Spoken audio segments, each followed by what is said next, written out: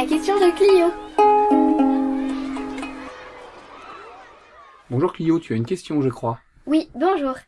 J'aimerais savoir pourquoi il y a des portes et des fenêtres vides sur la muraille. Alors tout en bas de l'enceinte, après la tour Saint-Nicolas, quand on descend, entre la tour Saint-Nicolas et vers l'angle du quai, effectivement, sur un mur, un curieux ensemble de portes et de fenêtres qui sont là, qui ouvrent dans le vide.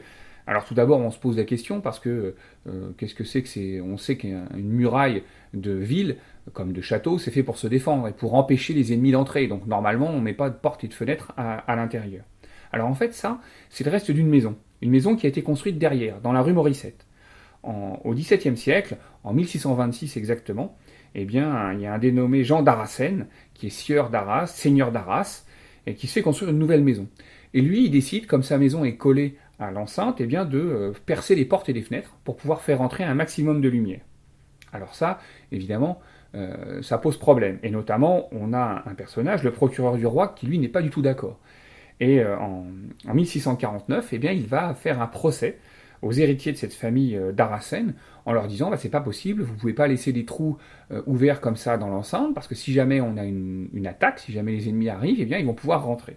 Alors c'est un vrai danger pour la ville. Alors le procès se met en place, mais finalement la famille d'Aracène est une famille qui est assez puissante, qui a un avocat, les héritiers se défendent, ils disent vous avez qu'à venir visiter la maison, et puis de toute façon si jamais il y a une attaque, eh bien nous on rebouchera les fenêtres, on paiera le rebouchement des fenêtres. Et puis finalement, ils gagnent leur procès et on laisse, on laisse les portes ouvertes sur la fenêtre. Évidemment, arrive suite à la Seconde Guerre mondiale et au bombardement d'août 1944, eh bien, la maison est détruite, ce qui fait qu'aujourd'hui, eh bien, il ne reste plus que ces espaces vides. Et si d'ailleurs tu les franchis, tu vas à l'intérieur de l'enceinte, tu vas voir de l'autre côté qu'on voit sur le mur des traces de l'incendie qui a détruit la maison, parce que le granit à certains endroits a été rougi. Et sur même certaines pierres, tu verras que tu as une moitié de la pierre où le granit n'a pas brûlé, et l'autre moitié où il a chauffé, où il est vraiment très très rouge.